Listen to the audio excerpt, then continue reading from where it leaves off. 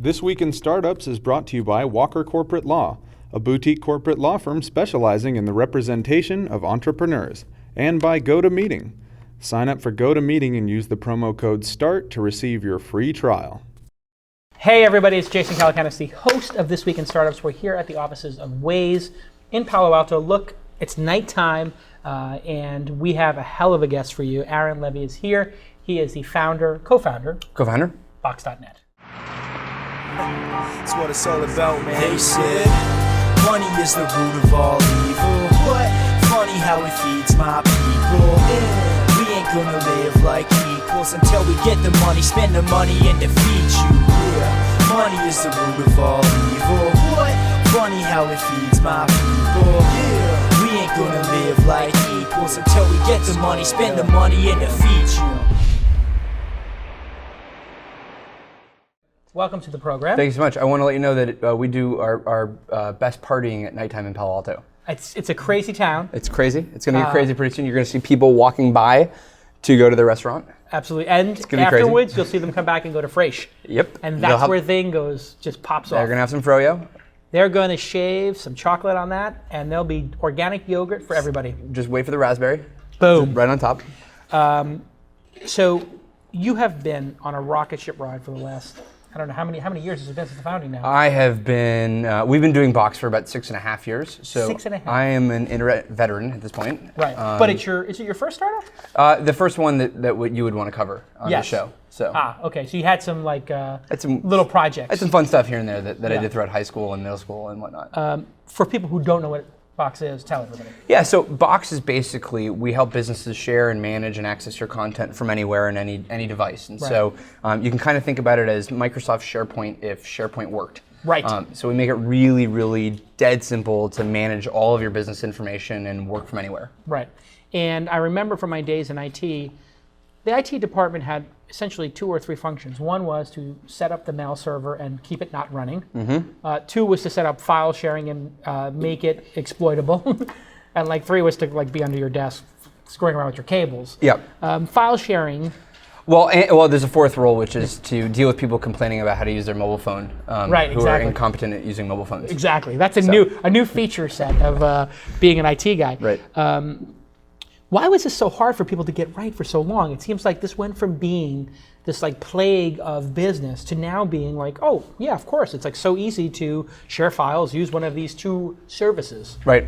Well, so actually what's interesting is that IT and CIOs and kind of anybody managing technology and organizations in particular, they've been dealing with a pretty sort of unsavory set of tools that they've had to manage. Right. A lot of the technology that exists in enterprises today are very slow, cumbersome, complicated. They don't work together. They're too expensive. So a lot of the challenge that we have with IT is actually a result of the technology that they're dealing with. Right. And over the past kind of 3 to 5 years, I'd say, has been just this massive transition where, not only with the cloud, but the number of devices that we can work from, with the change in work and habits that we have, where we want to share. We have this new crop of technology companies that are emerging, and we're but one of them. Right. And they're all kind of oriented around how do you make it much easier for businesses to just run on this kind of technology, and it's just a completely different perspective for building enterprise software. And is the defining characteristic of this revolution in IT, in enterprise software, that it's bottom up, in that the users at this company decided to use Yammer without permission, or Box or Dropbox or Evernote? It just seems like these are all things that start out with consumers, right? Enterprise consumers, and then at some point IT has to deal with it. Exactly. So I would say it's a defining characteristic. I think that what we're seeing with the bottoms-up adoption is a symptom of just the new kind of technology that's being built and the fact that it can be delivered to end users. So when we started Box in 2005, we were specifically trying to solve a problem that we were running into as just individuals with our data, and we wanted to access it from anywhere.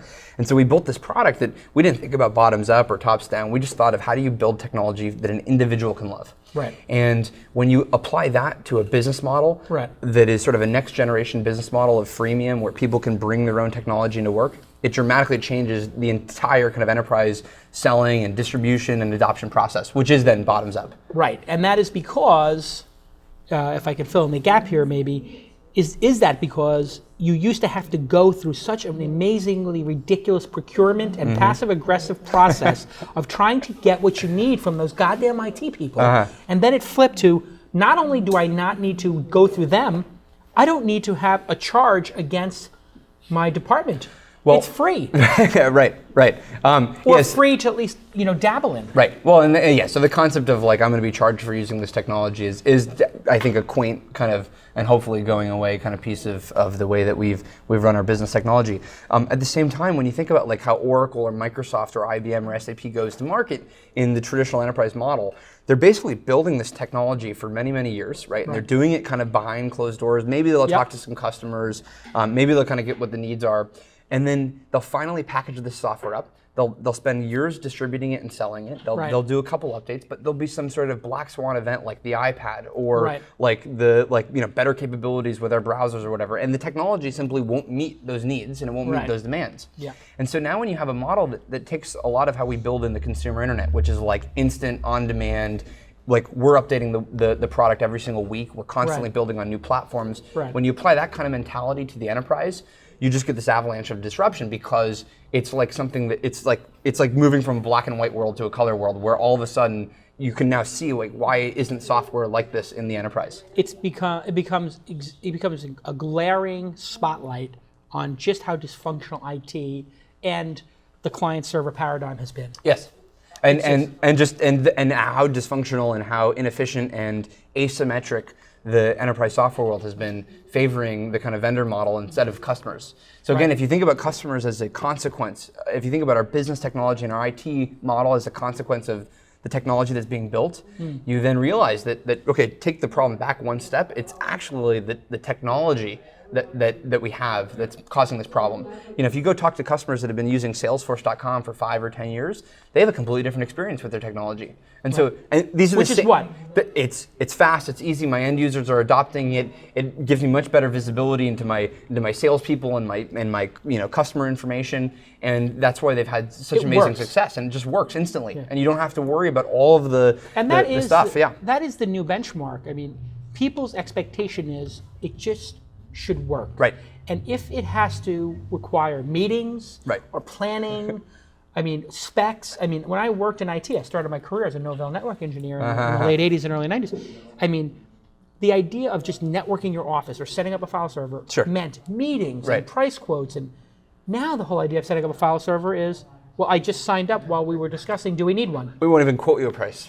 There is no price; it's free. Okay. And there's a price if you hit this benchmark, right? Right. Well, we do quote prices to our larger customers. They still do have to pay us at a certain scale. But the big concept of users can bring this in and solve their problems immediately is profound. And we have 8 million users that have done that. And they bring the product into work. They solve their problem. Maybe it doesn't bottle up to be a big enough need where they need our enterprise edition, so then they just stay on the free product. But maybe the enterprise IT buyer realizes that they need to move into this new world of IT infrastructure, and then they want the enterprise edition.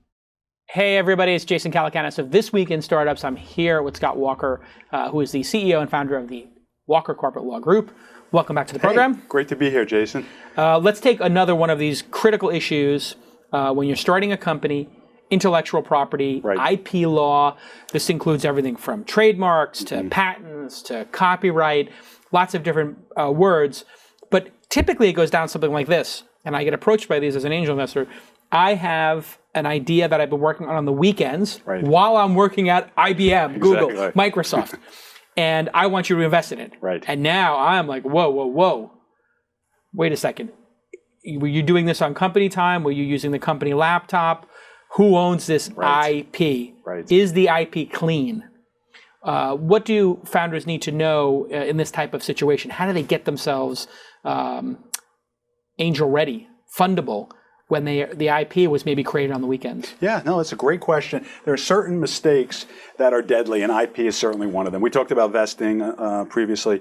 IP ownership, and the sad thing is, Jason, as you know, it comes up when the investors come in and do their diligence, and it's like, what the what's going on here? You were working over at IBM, like you said, and doing this. So the answer is you got to sit down with a good lawyer, and it's sort of like a checklist of IP ownership issues that we need to walk through and address. Right. And it may very well be okay. If you're not, for example, in California, if you're not using their facilities, if you're truly moonlighting and you're doing it on the weekend and it's not in their space, then you may be okay. But I mean, there were some tricky issues in there. We got to make sure that and it's like little tests that add up. That's right. To the other party having a case or not. Right. And this is what I think confuses a lot of young entrepreneurs, is that it's not black and white. Right. There's interpretation to the law. Right. Exactly. And sometimes you have a good relationship with your employee, you might be able to get a waiver, Right. It's like, hey, here's what I'm doing. What is a waiver? A waiver is basically the employer saying to you, Jason, the entrepreneur, it's murky. We may have ownership rights to your IP, but we're going to waive those rights. We're going to let you go ahead and do your venture. Yep. We love you. Maybe we'll take a little equity. Maybe give us one, whatever it is.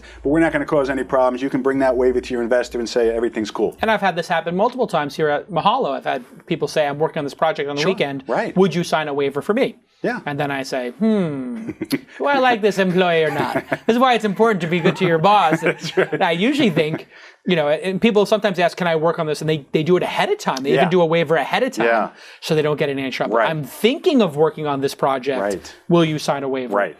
Or I've been working on a project, will you sign a waiver? And most bosses will be reasonable. If they're not, you really shouldn't work for that kind of boss That's right. anyway. That's and you need to get out of there.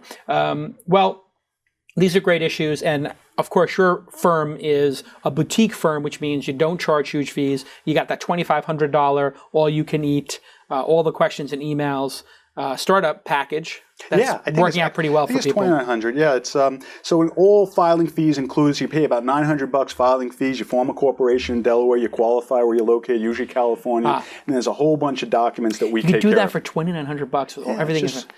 You lose money on that. Well, I guess. it's a way of, who gave me the idea? Nivy at the Angel List. Oh, really? Yeah. He said lose money on the formation, but make it back. Right, build a relationship. Freemium, yeah. Yeah, don't make it free because then you get a lot of kind of, oddballs, screwballs. Yeah, they got to have a little bit of skin in the game. Right, so they actually are committed, right? It's kind of a little test. And it's really a great way of building relationship. It's obviously there are a lot of questions first-time entrepreneurs have. Yeah. They're afraid to pick up the phone and call the lawyer because the guy's always billing. Right. This way it's like, call us. We want to help you. Let's button down these issues. And you're investing in them for the long term because if they become, they get to be around there, see around, it can become a meaningful client for you guys. Yeah, and that's what we want. What we're trying to do is help entrepreneurs. Right. There are a lot of, unfortunately, bad guys out there.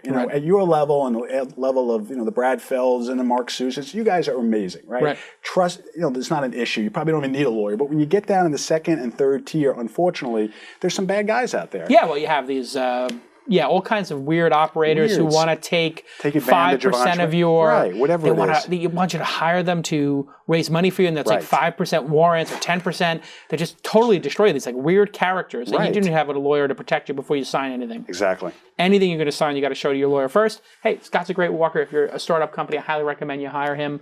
And you can reach him at swalker@walkercorporatelaw.com. Yeah. swalker@walkercorporatelaw.com. You should just get Scott. All right. I'm wearing the tie over here, and you're nice and casual. Just get Scott at Walker Corporate Law. I got to switch that. Well, let's get on with the show. What happens to the Oracles and the Microsofts of the world from an enterprise perspective? Are they going to be able to cross the chasm? Are they going to be able to turn the battleship around with an oar?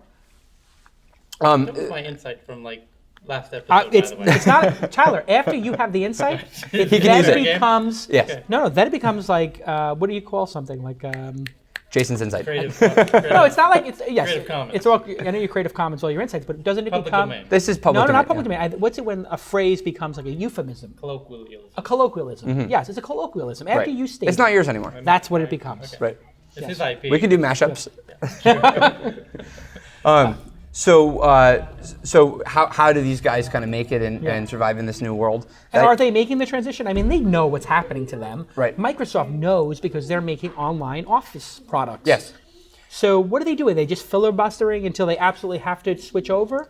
Yeah, well, okay, so if you think about it as, what's really interesting, so Oracle, if you roll back like 11 or 12 years, and Larry Ellison in the press would actually talk about software as a service. Right. And how it was going to be this disruptive new model. Right. Because he thought that he would be at the center of that change. Right. what ended up happening is he invested in NetSuite and Salesforce.com, and they ended up kind of owning that. And then he spent about 5 years to 7 or 8 years sort of filibustering and kind of applying FUD in the marketplace when he realized that these companies were getting so big. Fear, uncertainty, and doubt. Yes. Which is the classic tactic of Microsoft and Oracle, which is scare the hell out of the IT people. Yes. We have a better product coming in just 9 months. Just wait for us. Just 12 months. Wait for it. And when it gets here, it's going to change everything. You will get fired if you took that other solution. Don't do it. It's just I remember because I was doing Lotus Notes in the 90s. My God. Oh, wow. What a great product. It was really interesting. There are case studies on the FUD for that. And then Microsoft said, we are coming out with a Lotus Notes killer. Right. And every year they said this. Every year they didn't deliver it. Right. And every IT department was like, I can't put in Lotus Notes because Microsoft is going to come out with theirs, and I'm going to get fired for putting us on this. And what's so cool is what's so interesting and so disruptive. And there have been case studies on this, really? Seriously? You've read about it? I slightly exaggerated when I said case study. I'm sure there's an HBR case study, but a couple of Microsoft executives have written books on the marketing playbook used by Microsoft. It's called literally like the marketing playbook. Right.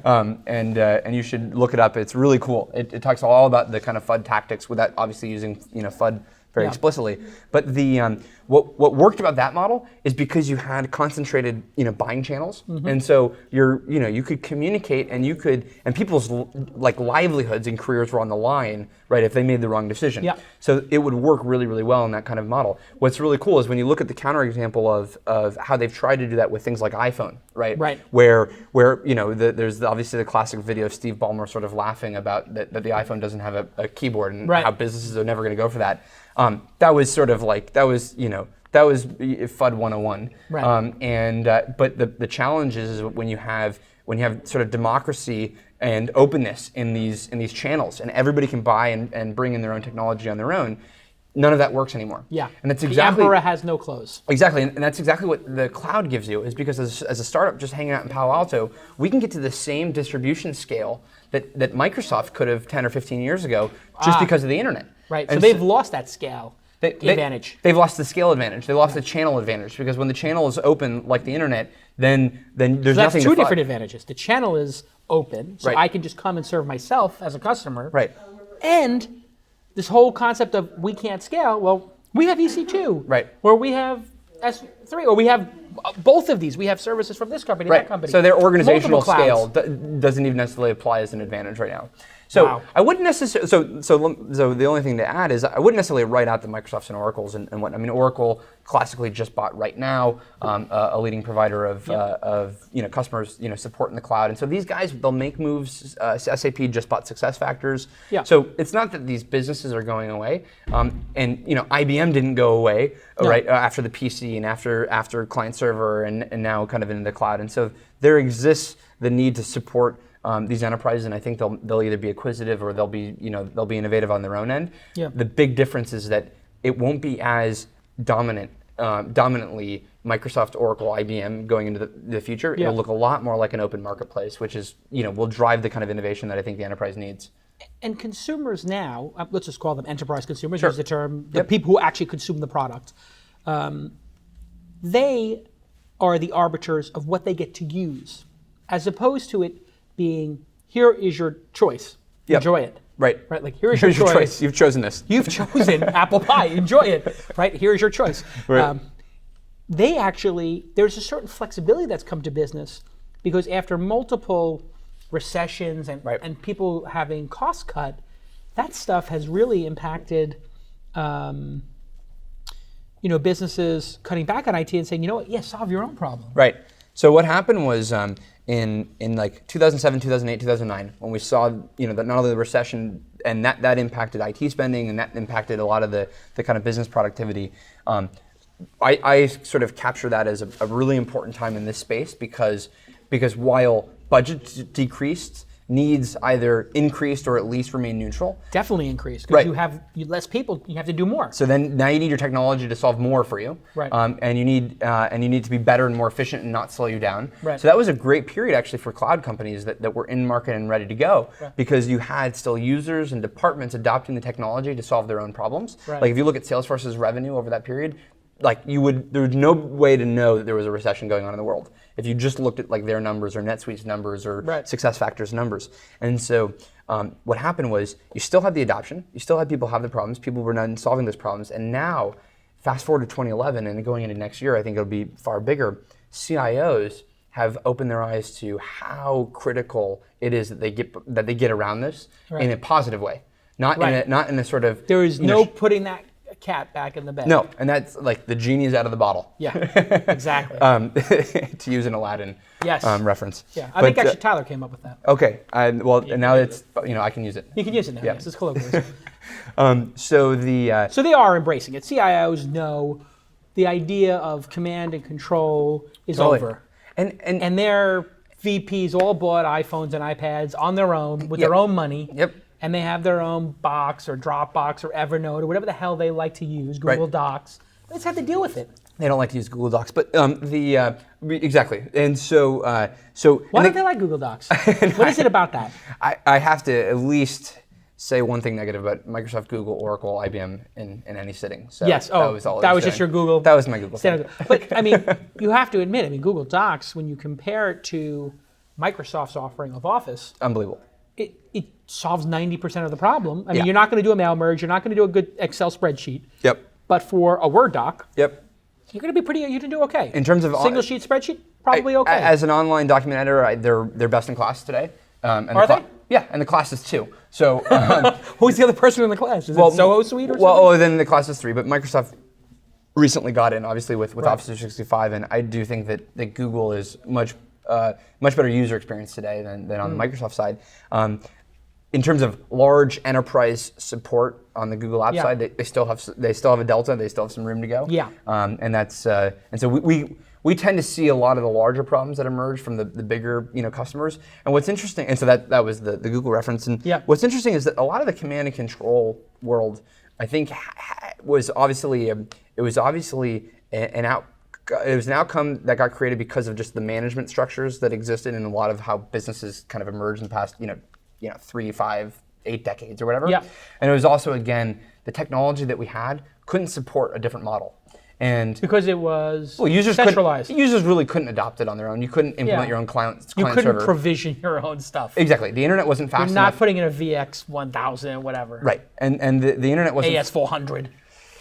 T944. Yeah. You're not rolling a mini computer into your little... There's no UNIVAX. I mean, right. So you're not going to roll out your own tapes. No, you're not punching. I need more storage. Let's get some punch cards. You're not going to do your own punch card model here. So the internet opened this up for everybody. Yeah. And until the internet was fast enough, until we had the devices that would support the internet, and until we had the sort of emergence of these needs where you had to collaborate and you had to share much more easily, this didn't get to like fever pitch, and it has recently. And IT buyers, to their credit, have become far more thoughtful, far more strategic about the cloud and about their initiatives in the cloud. And so we'll talk to CIOs of top, call it Fortune 100 companies, and they're blowing our minds away in terms of how far out and visionary they are with this model of, okay, anybody can bring any device to work. We're going to have to obviously secure the data on that device, but they can use any device they want. They can use roughly any applications they want. Right. And when we'll talk to major law firms that are now 50% Mac, 50% PC, and these are very traditional kinds of organizations, and they're moving into this world where they're going to support all these different systems. Yeah. The most important thing, though, for them is not the device. It's not even the software. It's the data. Back up that data, versions. Protect that data. Protect it. Make sure it doesn't get leaked. Right. And so a lot of what we do goes into, okay, any device, any software, make sure the data is safe. So looking at security, that's the biggest objection you guys get? So security has had sort of this evolving definition, because in an IT buyer's mind or CIO's mind, like the most secure would literally be it's on that drive right there and it can't leave and it's not on the internet. Yeah. But then as you realize like the different needs that your content has and your information has, it has to be shared with people. Right. So then they say, okay, then we'll have a network around our data. VPN it. You'll have a VPN. And then you realize, wait a second. Virtual private network. Virtual private network. Was that yours? Came up that acronym. Okay. So I wanted to make sure you weren't stealing any more. Yeah. Okay. So that was the next stage. And then they realized, but the data's leaving the firewall anyway. It's going through email because you got to share it with somebody. It's going through thumb drive because I got to get it from home. Right. It's going on. It's being compromised. It's being potentially compromised. It's being compromised in the sense that our lockdown of it is being compromised. Right. From a business process standpoint, it has to leave. Yeah. Because every time I do an M&A transaction, I'm collaborating with 3 other entities around my business. Every time I do a project or a marketing plan, I'm collaborating with my agencies. And half your employees are free agents. Exactly, and so you have this emerging distributed work model where my company isn't really just the people in my building. Yeah. And so in all of these cases, you have to have a security model that better understands how work is changing and how our information is changing, and that means that you have to kind of redefine what it means to be secure and what it means to manage security, and then you move more into this category where visibility is security. And what does that mean, visibility security? If I have far more visibility into where my data is, who's using it, every access, every event on it, maybe you can catch the person. Maybe it's a little more open, but people will use the product and then I'll actually see what's going on with the data. Right. So if I know who logged in and when, and you know who opened the document, yes, somewhat compromised in that you can't secretly open up the payroll document anymore if you're like the nosy secretary would at this company I worked at, but we know you opened it. I don't know anything.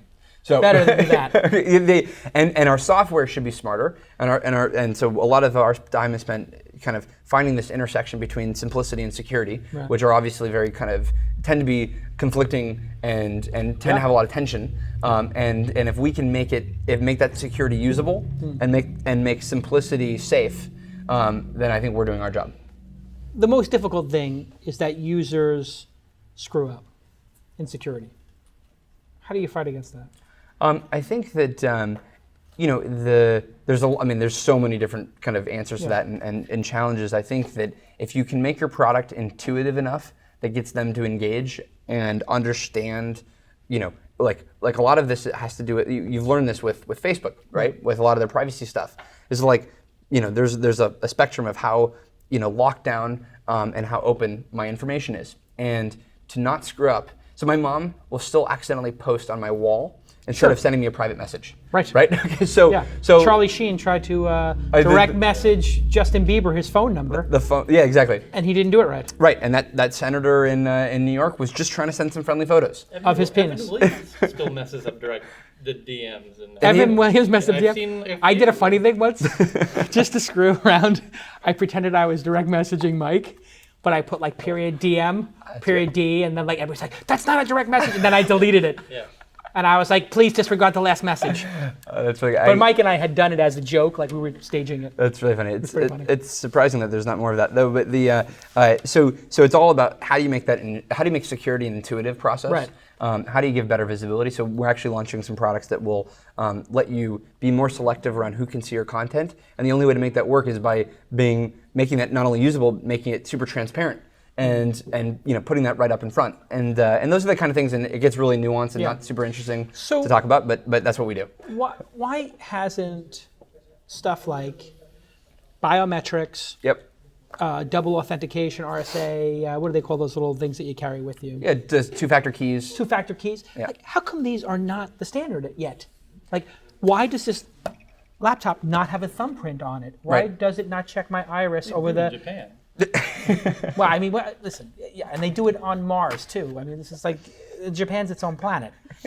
I'm talking about here in the United States or in Europe. Like, do people do two-factor authentication? Is that like a standard in a lot of the corporations now? Why hasn't it hit the consumer space? That's actually a really interesting question. Biometrics. I mean, these things seem Retinal. so simple. Right.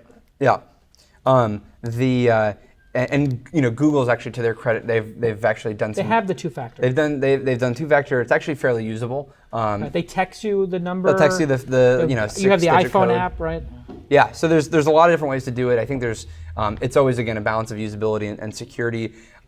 There's now a class of products that the number one challenge with this sort of bottoms up enterprise model is actually the sprawl that gets created within organizations, the amount of devices, the amount of apps and data that people are now consuming and interacting with, and how unmanageable that is for IT. So they have these, a startup called Okta is really popular and emerging. There's a project and initiative out of VMware called Horizon, which is basically intended to abstract the identity management and the security. So things like two-factor and things like my authentication. IP address, geolocation. Exactly. IP ranges from all of the apps that you use. And we're gonna have to. We're just in. We're in like. This is sort of like we're in like third 19. Inning? Well, Fourth inning? third inning. I was gonna do. I'm not really a sports guy? analogy guy, but I would have probably said like this is like the 11th inning out of 40.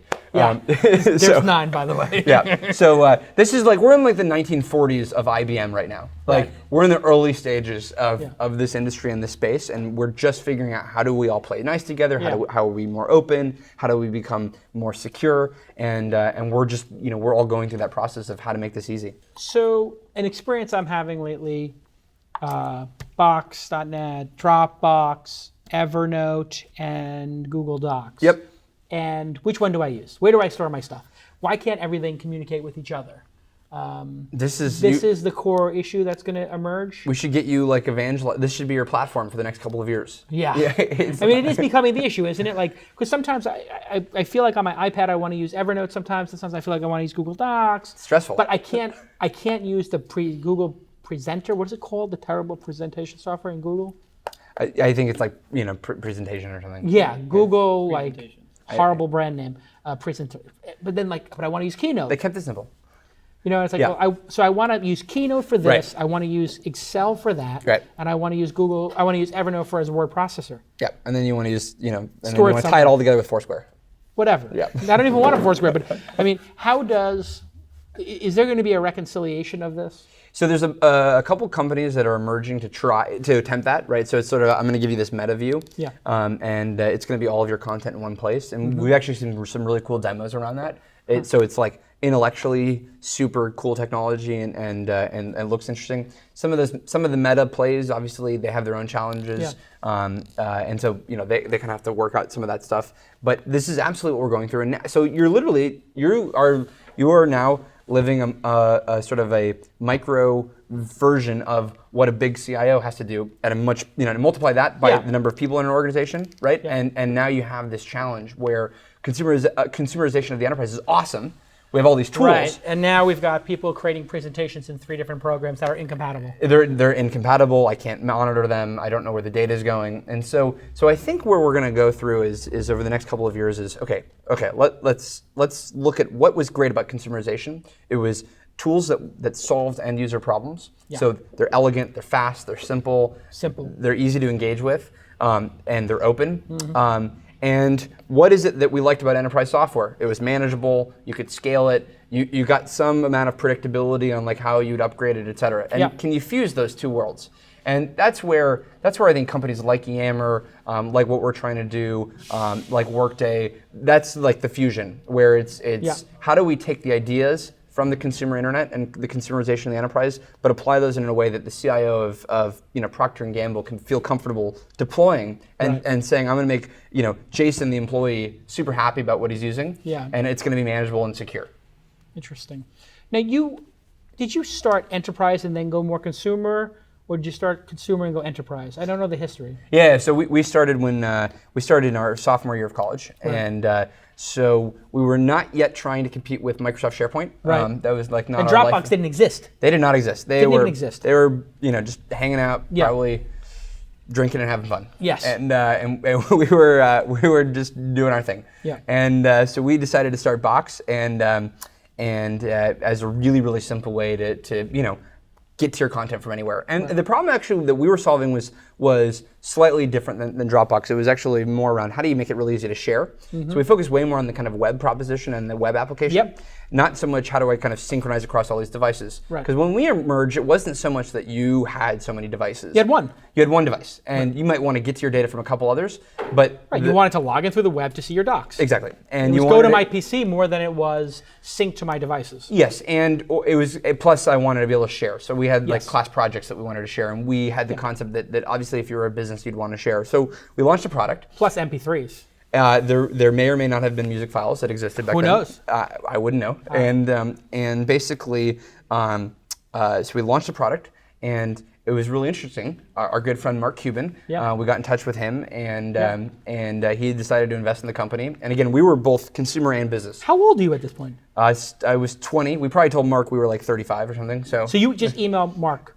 Yeah. Cold? Yeah, cold. Marc@hd.net. I think it was his. I think it was his Dallas Mavs address back then. He answers his mail. He does. Isn't that amazing? Ridiculous. It's surprising. I try to answer my email just because I feel like if Mark Cuban can answer emails, and he did the same thing to me with Weblogs Inc., he just invested over email. Right. Literally, the guy, his due diligence process is like unbelievable. It's like, all right, does your email check out as a real email address? Yes. Funded. Yeah, exactly. So you email Mark Cuban and you're like, here's what we want to do. Yeah. Well, we were already doing it. Yeah, you're doing it. Yeah. And you gave him a login?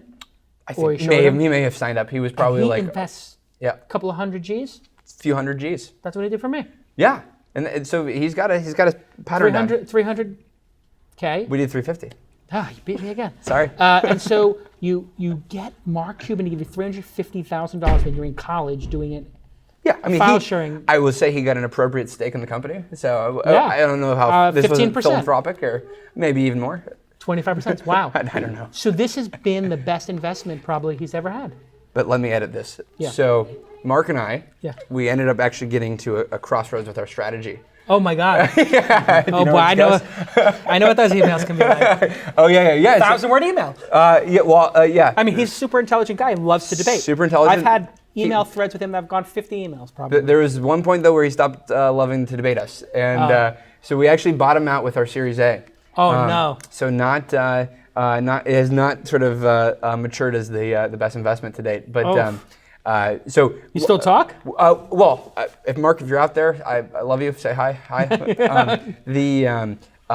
It was really interesting. So we basically got to. There were a couple factors at play, and this kind of. Was he right though in the argument? Yeah. What were the? Did he turn out to be right? I don't want to tell you. Oh, come on. I'm always right. No. So here's the thing. So Mark was right and wrong.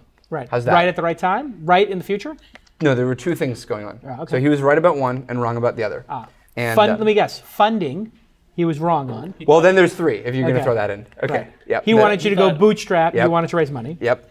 He wants to bootstrap typically. Right. Preserve the equity, which is understandable. And totally appropriate. But that's really, I'm going to say that was more of a consequence of our two strategic things. Which were? So we had this pay product. It was pay only. Right. Okay. And we were just growing only at a certain rate. And obviously. And we had this theory that we should give away Box for free. And we would, dramatically expose Box to more people. Right. And he was concerned about sort of effectively subsidizing our growth through venture capital to get to all these free users. Right. Which is the classic Palo Alto model, though, right? Classic Palo Alto model, and we had just moved to Berkeley, and we were looking over at Palo Alto, and we were like, we want to be there. Right. And so we were super jealous of the Palo Alto model of like, let's go big. And go big, figure it out later. Right. And he for very good reason was more like, I want a pragmatic business approach to this. Right. And so his recommendation of what we should do is sell to businesses, and then you don't even have to make it free. Right. So what he was right on was selling to businesses. Right. He got that right. What we think that what we respectively you think was wrong was the freemium model. We think that freemium in the enterprise is actually even cooler than absolutely than freemium in the consumer space. But who would have known that? We did. You did. Well, not many people did though. That you was got to take the time to call. think about it. You got to take and unfortunately that's a pretty bold call. Well, when you're winning all these NBA games, it's hard to know about this freemium enterprise thing. Listen. At that time, 5-6 years ago, the concept that you would give away a product for free to enterprise is fairly radical. Hey, I'm not saying anything. Did Microsoft ever give anything for free to anybody? Did Oracle ever give anything free to anybody? Well, Internet Explorer, but yeah. Aside from trying to destroy Marc Andreessen's company, right. Because they're maniacs, they didn't give away anything for free. So it was a new, I'm not trying to defend Marc, but at the time, for you to think that it should be free was, how did you make that jump? Was there something you saw on the market that made you do that, or was there another company you were modeling after? I think that it was actually more of just like a lot of times. So Marc Andreessen actually, just to bring him into this, just throw him in the mix. Get all the Marks in. We'll get Pincus next. I can relate this to Pincus, I'm sure. Yeah, we'll come around. This might be episode of the year, by the way. Keep going. well, this is actually I think a Pincus used strategy. So when we were pitching Marc for Andreessen Horrowitz to invest, he had this great question of how fast do you need to grow to win in the enterprise, and that was a response to our projections of how fast we were going to grow. And then he said, how fast do you need to grow to win? And it's an interesting way of thinking about it. Startups tend to do bottoms-up sort of, thought process. I want to hit this $100 million number. Exactly. What do I need to get there? Exactly. Not how do I win. Right. The multi-billion and what does that space. number need to be? Yeah. And so you go, okay, I'm 100 units large today. I'd like to be 300 units large next year. Right. I think that's a hard problem. And Marc Andreeseen comes in and says, how do you know that 300 is the winning number? How do you even know what that lets you become? Yeah. So it's actually a thoughtful thing that startups should do more often is like, okay, is anything that I do in this path going to even let me win based on this strategy? And so with the freemium, in the best case scenario, hitting this number, doesn't mean do anything. we win? Right. And I think maybe hitting 100% market share with your browser may have been the lesson for him. Right. So hitting 100% market share, he didn't win. I mean, he did. He got a multi-billion-dollar exit. So right. So we should all lose so much. Yeah, exactly. Yeah, we may all be so sad to lose like that. But on the Mark Cuban side, the math that we did was, okay, Microsoft owns all the distribution channels. They have this very large VARs. They have the VARs, exactly. They have value-added resellers. Exactly. The VARs, the ISVs, the SIs, all of the acronyms that exist, they own them. Yep. If there's an acronym, Microsoft has a monopoly on it. Absolutely. And so a couple 100,000 of these value-added resellers, and actually the value-added resellers are really important to the market in enterprise software because they end up having the relationship and they end up doing the kind of dirty work. Exactly. And so Microsoft had that. Microsoft had billions of dollars that they could fund to kind of to kill this Product category. Dump product from a marketing standpoint and distribution and sales and all of these things. And we just did the math and then we said, how are we going to get to the kind of scale that this category needs? Yeah. And the only mathematical answer was you got to give it away. And here's the thing. Yeah. Giving a freemium to enterprise at the time, in Mark's defense, is kind of like giving free jobs at an army base. Insights by Tyler. How is that? I don't. Let me just be super clear. We're doing sexual harassment training at Box right now. So I can't even. We're gonna probably have to edit this out. I can't even smile to that. Yeah, okay. They would film that and then they would put that somewhere. This is gonna have to be edited out. Like giving free to army base. So wait, and whose defense is that? People who are more than willing to pay normally. Oh, I see what you're saying. So I took that a different way. Yeah, I didn't get that. I thought it would be very popular. He's like, businesses will pay. That's why you go to them. Right. Why give it for free? They're more than willing to pay. It would be like giving but that's not a market. It would be like giving free barbecue to please don't do anything offensive. At a truck stop. It'd be like giving free apple pie at a truck stop. You don't need to. They're going to pay for the apple pie. Okay.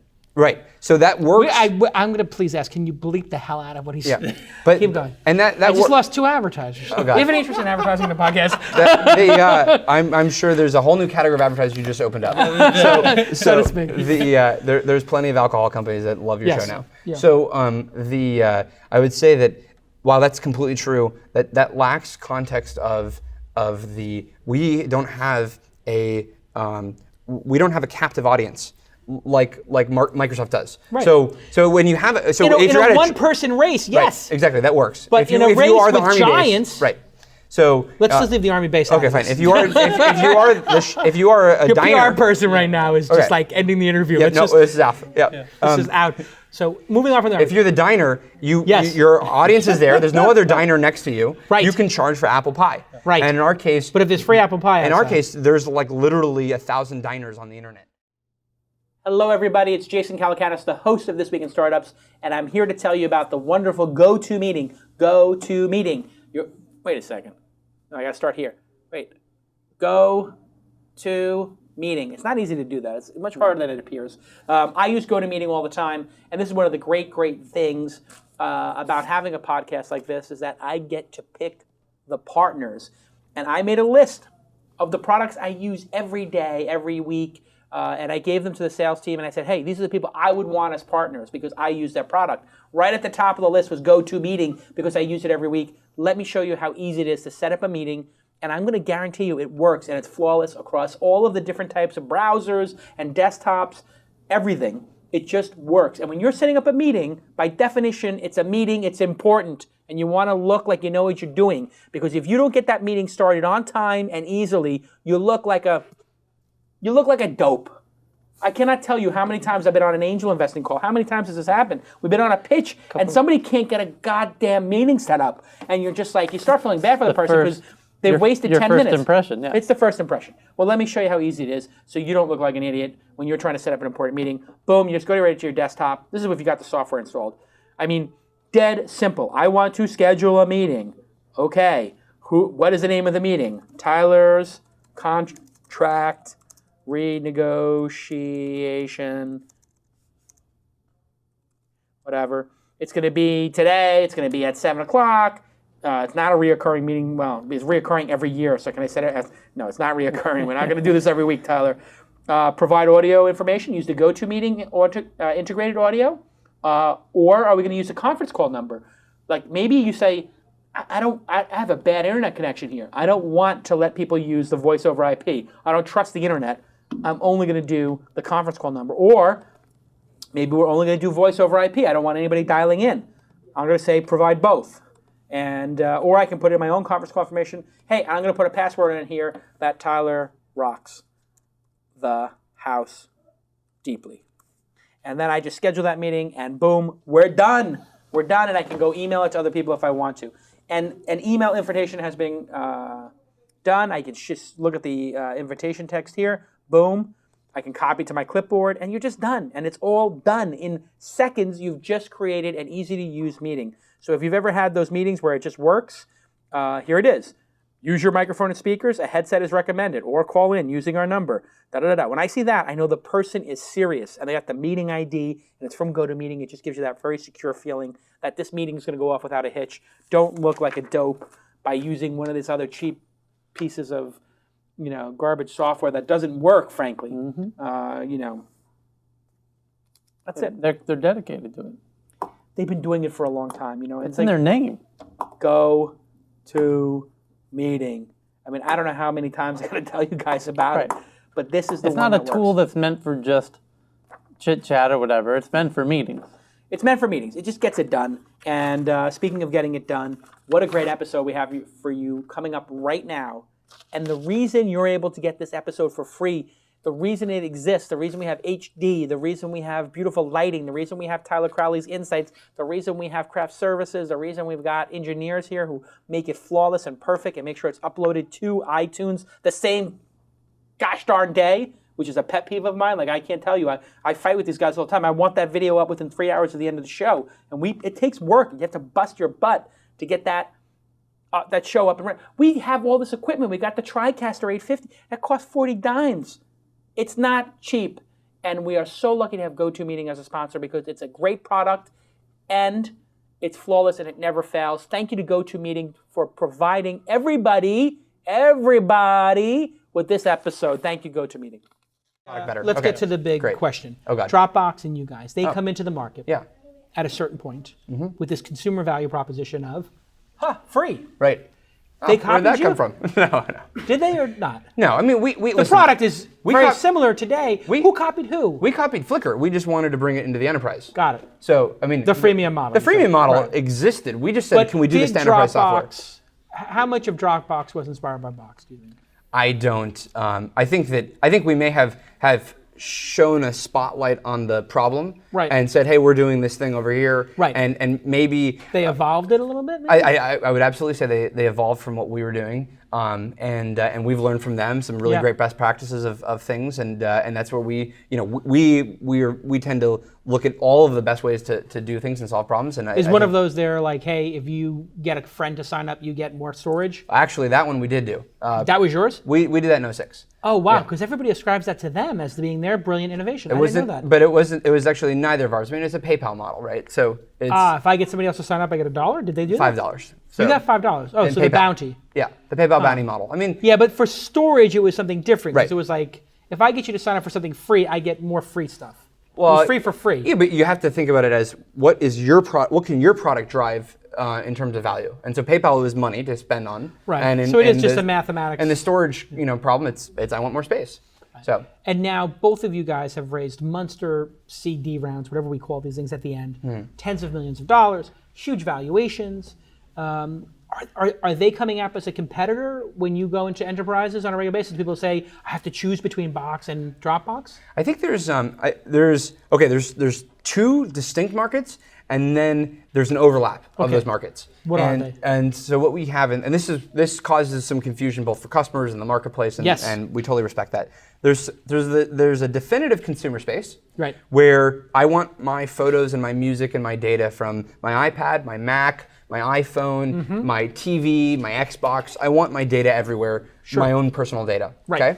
Okay. Let's just call that the personal end of the spectrum. Right. And then on the farthest enterprise end of the spectrum, I'm a pharmaceutical company. I have these very complex drug processes, and I have content that needs to be shared for those processes. And it needs to be protected. It needs to be protected. It needs to be audited. It needs to be audited. It needs to not mingle with the other data that people are sharing. Can't be with the family photos. It cannot be with the family photos. Or the MP3s. Or the MP3s, because I don't want the RIA coming in and shutting off my pharma trial. Oops. Right. So there's that end. Yeah. And then there's the space in between, which a lot of us fit into, which is I'm a professional or I'm a small or or medium business, and I just want to share files. I want to get to my data from different devices. And this is an area where we tend to be more competitive, and where we are aggressively pursuing that market, where we kind of bring our kind of 8 million users to that space, and where we're kind of aggressively investing in this technology. We did this 50 gigabyte promotion for iOS users, got 1 million downloads in 5 days. So we think that that's a really important category, but we're not going to go do a lot of the deep consumer stuff. And we think that doing the pharmaceutical or finance or legal or healthcare or government stuff is also really hard. No, Dropbox isn't going to get there. I mean, they did launch their groups piece. Yep. Teams. The teams, rather. And is the teams thing something that you see as a competitive threat? Again, in that middle category. In the middle category. In a middle category, that's where we'll see Office 365. We're going to see Google Apps and Google Docs. I mean, where's G Drive after all this time? I wouldn't imagine they killed it. They've killed it. They revived it. They killed it. They sort of resuscitated it. I think it's... You need to rename it to Nazareth. Right. Yeah, Lazarus is good. We were in Sydney, and somebody told us. Oh yeah, the Wave guys. Well, they had the G Drive. Everybody was talking about it. It's like the hot potato, yeah. Yeah, and I said, oh yeah, these guys were showing it to people. This was 4 years ago or something. And I said, these guys are showing it, and then they put it in the newspaper. Right. Well, I just in case we're okay to do tangents. Tangents away. So one best of the parts of the show. Oh, perfect. So, and maybe you can even slice this into the appropriate place. One of the reasons why we had to do freemium was because we saw the G Drive rumors started in 06. Was this one of the other things that Marc thought in the email thread? No, he didn't even care. That was my guess when you said he had 3 things. So what is the introduction of G Drive? So he wanted to be pay only because he just thought, listen, just make money, be profitable, life's good. Yeah. And we said, G Drive's coming. That's been his life experience. That's what made him a billionaire. And so he comes to the world with that. And then you know what? If you talk to Marc Andreeseen, he became a billionaire by giving something away for free and then selling it to AOL, which had a printing machine because people paid for dial-up. It's not clear that Marc became a billionaire through pragmatism, though. So. Oh yes, I think is a tremendous argument for that because I'll tell you what, Broadcast.com had $25 million, I believe, in revenue in the final quarter before they were bought. Sure. And that was at a time when Yahoo was not making much more money than them. Okay. So everybody says, oh my God, he hoodwinked Yahoo. But just remember, Yahoo needed that $25 million in revenue on their books to keep their valuation up. Okay. And so the $5 billion he got on their $100 billion valuation, was only 5%, but I think he might have been more in terms of the revenue. I don't know any of that. If you called Broadcast.com and you said I want to do broadcast, basically that was your option for YouTube was to call them. It wasn't. They said okay, that's going to be $5,000. Right. No, that was their answer to everything. $5,000. But he's a go big guy, so it's funny that on the investment side, he's go big now. Right. Okay. I don't think he was go big in the beginning. I think he was let's make money, get to a big number, and then sell. Because that was the old playbook. Yes. Well, the playbook has since changed. What's the new playbook? Get big. Yes.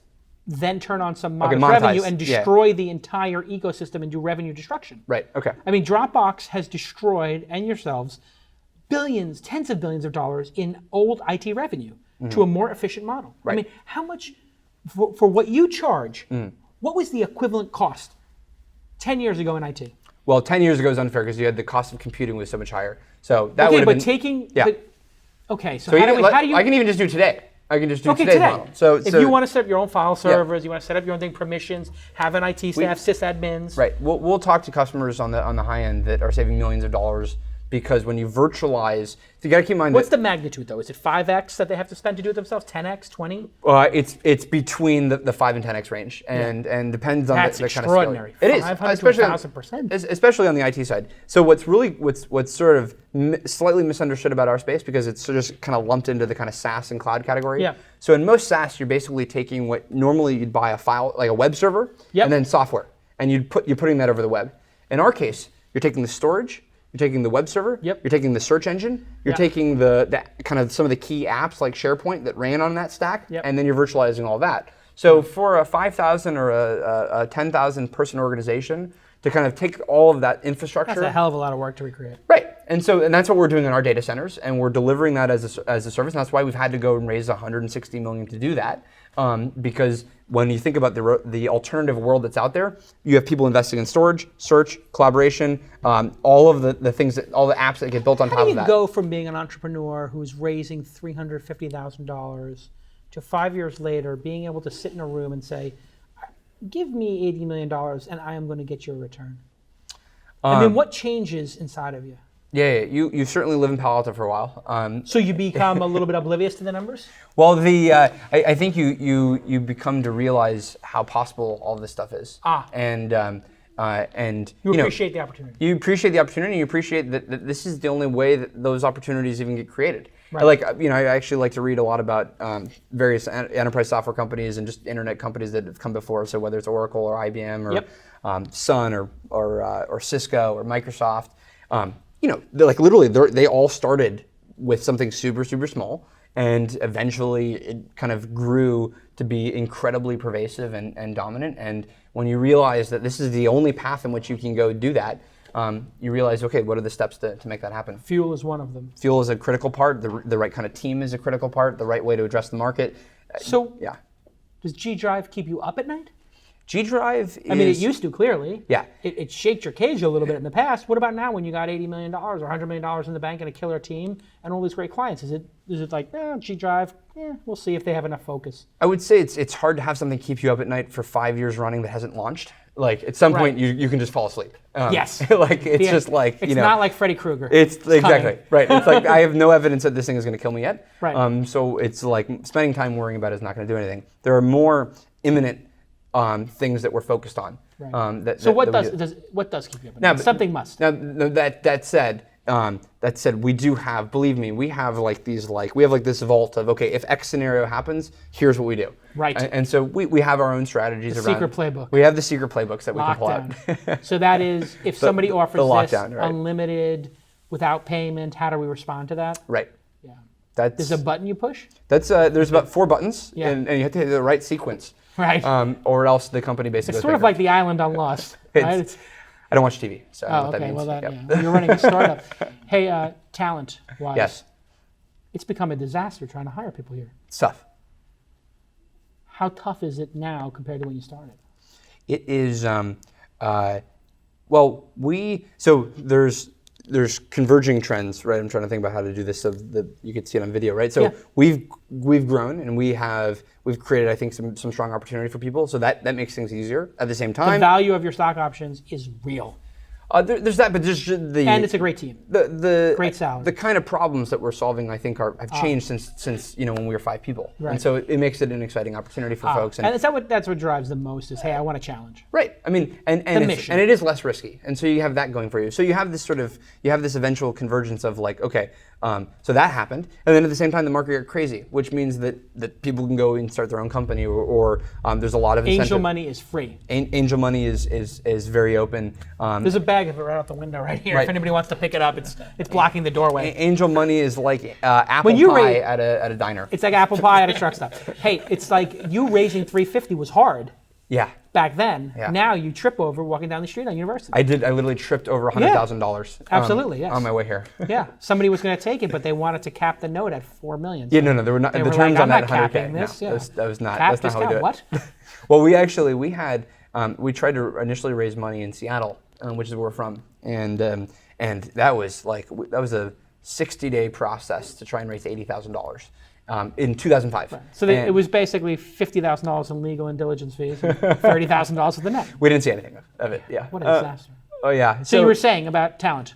So a lot of things in our particular situation are great kind of things that are helpful, and we tend to attract this interesting group of people that are either ex-enterprise and they want to go change that model. Like I'm from IBM, I'm from Oracle, I'm from Microsoft, and I want to go do this the right way. So we get that group, and then we get some of the consumer. You can shake those folks loose. Those people, and there's an abundant supply of those people. Yeah. And the disenfranchised, underappreciated folks who can't talk to the CEO. Right. And that's and there's that, and they can't create customer value anymore. And that was how Salesforce got so many of the Siebel and Oracle people, which is like, wow, we love this model way more. This is much more fun to work at. And so you get those people. So if people are winning, and people have the opportunity to win, hiring them is easy. And if they can appreciate why this model is just more satisfying and more exciting than the traditional enterprise world. So they buy into the mission. They buy into the mission. Paradigm. And that's helpful. And then you get the consumer people that just happen to want a business model. And that tends to be helpful as well. So I've been doing consumer stuff and I'm tired of it. I'd like to be somewhere where we actually make money. Yep. How do you deal with people, your own people saying, hey, Facebook just offered me something ridiculous.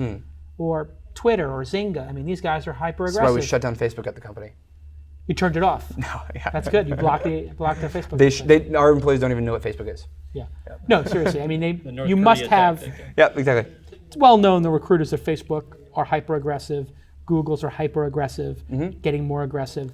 They're calling down your entire list of developers every month. You know that as an entrepreneur. And we are doing that to them. And so it just all equals out? No, because we don't lose people to Google or Facebook. Why? Why is that? So we're net ad. We have the net ad right now. You keep track of that number, the plus minus for each versus? No, because there's no minus. So there's no minus. You don't lose people. Right. Pretty bold statement. How come? Well, just because again, we're just in that hyper growth period where there's so people leave for usually only a couple of reasons. It's like the problem isn't big enough anymore for me, or I'm moving, or maybe I'm physically moving. Is that what you meant? Yeah. Moving. Okay. Physically moving. We don't really get that too much. No, I've been moved by Jesus. Okay, right, exactly. Like I'm now Jesus Christian. tells me that I need to go work. Right. I need to go down south. Yes. So and then there's the whole organizational cultural thing, and we try and solve each of those things. We try and give big problems. We try and have a strong culture, and so I don't mean to be like overly confident or arrogant around that. Right. We think we have focused on that problem, and it's certainly helping us. And then the reason that we can get guys from Google is because Google literally is a board now, right? It is it's 15,000 people, whatever. They want to add 10,000 people. I can't easily commit code that's ever going to go live. We're not. Your whole project's going to get cut because somebody thinks, you know what, this is super innovative, but we have too many products. Right. Which and again, that's the right thing to do. That's the exact right strategy for Google right now. And just start cutting, or maybe not launching. Right. Well, certain products. Maybe launching. Yeah, because at some point your credibility, is going to. You can only have so many Google Knowles. Google Waves. I would even say Google Musics, but yeah. I mean, how many times will they? How many products can Google? How many subpar products can Google release while not making their search results better? That's like a light bulb question. I don't know. I mean, if you're the CEO of Google, if you're Larry Page. I've been offered that position a couple times. So I know you have. I'm thinking about what I would do. I know Eric Schmidt reached out, as did Larry. What percentage you're focusing on the search results versus launching all this new stuff? I'm biased because I actually don't have a problem with their search. So I think I'm getting a good enough experience. Yeah. I've always been like in that. I'm such a Luddite in that like. I've never been able to like figure out how you'd innovate on search. It's like I get my results, and I also know how to hack Google from like I can. The operators. I can do the queries in the right way and get my stuff. So it's not like I don't really. So it's good enough. You don't need to. Right. So I can see why they now need to be like, okay, television, $200 billion in ads, right? Cars, not sure what they're doing there. Music, don't get that except for that they want people's attention span. Mobile, totally awesome. Did you just say the F word? That's $10. No, I know. I stopped right before the C. I think it was a full one. No. Can I get a ruling? There was no K. Was it check? You snapped the wrist. No. Was there a snap? Did I do a wrist snap for that? Yeah. Let me ask you a PR question. Did you drop the F-bomb or no? No comment. I think that's a yes. I do connect that word with hitting a baseball. I'm just going to let people know. We're going to leave it in. and then the audience gets to judge if he puts $10 in the swear jar or not. I'm going to leave it up to the audience. Oh, God. If I get an explicit rating on iTunes, okay, and I lose half my subscribers. Oh, no. I really think this will do wonders for the show if we can As just we start drop an to. F-bomb You need once Carol in a while? Bartz in here, just laying it. What a disaster that was, huh? Oh boy, I didn't mean to bring that up. It was a bit of a disaster. I mean, God Almighty, if you're getting into fights with Mike Arrington on stage, it's just like it's so beneath her to be rolling around in the mud. How embarrassing. I would say that well, you know, she has a tough job of holding up the sort of, you know, what is the clarity and what is the sort of mission of the company, and boy, was that guys clear. like Mike are very Good specific at pulling like the challenges out with that. Yeah. I'd say that I would say she was the wrong antidote for Yahoo's problems. Right? Yeah. You need a product person, or you might say a content person. No, product. But one or the other. Yeah, content is product. I Right. mean, it's the same thing. It's all becoming the same. You need an operator below that person. So your feeling is product person in the top slot, operator in the number 2 slot. I think What does that do for Twitter? You have Dick Costello, who's an operator, and then number 2 is Jack as a product.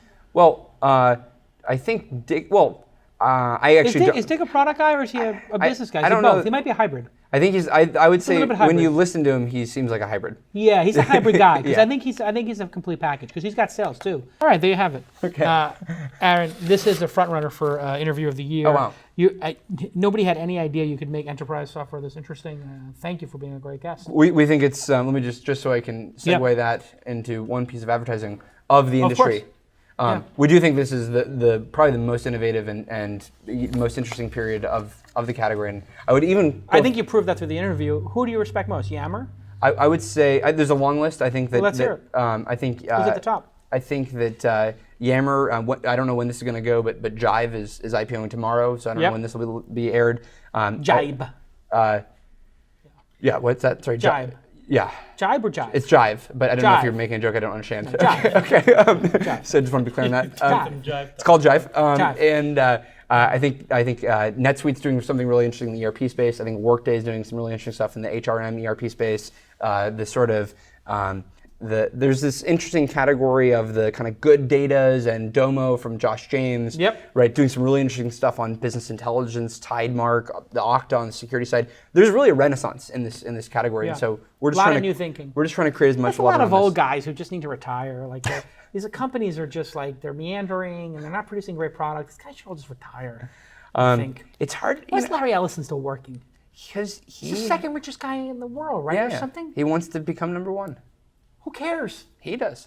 Just hand it off. Well, the I mean, the guy's, what is he, 65? yeah. He's going to be dead soon, man. I think that if you You look at want like, to work for look the at last 20 years? look at the Rupert Murdochs of the world. I know, wouldn't you rather- They have staying power. I know, but if you're Larry Ellison, Yeah. do you stay in the job for the last 10, 20 years, or do you go take your money and go change the world like Bill Gates? Who do you respect more? Bill Gates, Larry Ellison? Well, it would be you'd have to really Jesus have a or lot Satan? of vices to respect Larry Ellison more. Who do you respect more, Jesus or Satan? Yeah, exactly right. That sounds like okay, Mother really have Teresa come to that. or Larry Ellison. Who would you rather be supporting? Saddam Hussein, Larry Ellison. Osama bin Laden, Larry Ellison. It's a new game. It's a new game show. No, but actually, Larry, I mean, he's on a yacht a lot, so he does get to balance his time. He does have a lot of yacht time. But let me just say one thing, just so we get this on video, so I don't This would be make great. any enemies out of this video. Yeah, he's never buying your company. Forget it. Yeah, exactly. I get the sense you wouldn't sell it. No, but I think that I think guys like Larry they do have amazing vision and foresight. Yeah. Some of the things that they do in the marketplace is a response to just best business practice for where they are as a company. Right. And when you make billions of dollars in profit a year on a particular model, like you know what's unfair? You're not going to transition. Well, no, look at the. You know what's amazing though? We've created this model where it's like guys like Larry, like they're too slow moving to the cloud, or guys like Microsoft, because I give Microsoft lots of crap. They're too slow moving to the cloud. And then you see what the exact thing that the exact version of that happened to Netflix, and then you're like, oh my god, what an idiot.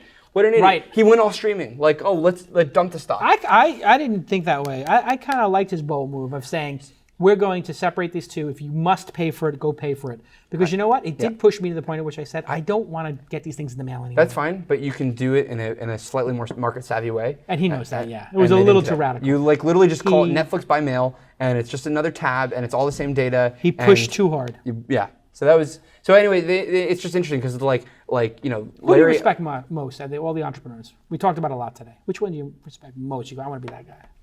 Well, I learned the most from that guy. I think there's a lot of people to learn from. I think that obviously good old Steve brought a lot to the table and a lot of lessons. Steve Jobs, you got to rest in peace. I mean, he was the best. Yeah, and so now in my head I have to like anticipate so, what. Okay, so let's just assume we all say as entrepreneurs, Steve Jobs is, you know, he is untouchable. He's a clear number one. Right. Who's your number two that you respect and emulate most? I think there's so there still is. I mean, there's different lessons from each person because like we don't want the customer service practices of Oracle, but we might want the business sort of game theory and kind of chess moves of Oracle, right? So you want the strategy and the drive of Oracle and you might want customer service of Zappos. Right. Okay. And so Tony Hsieh, you're a fan. Right. So I'm a fan of Tony Hsieh. You might want some of the inspiration and excitement of Katzenberg, right? It's a multidisciplinary kind of thing that we're doing here.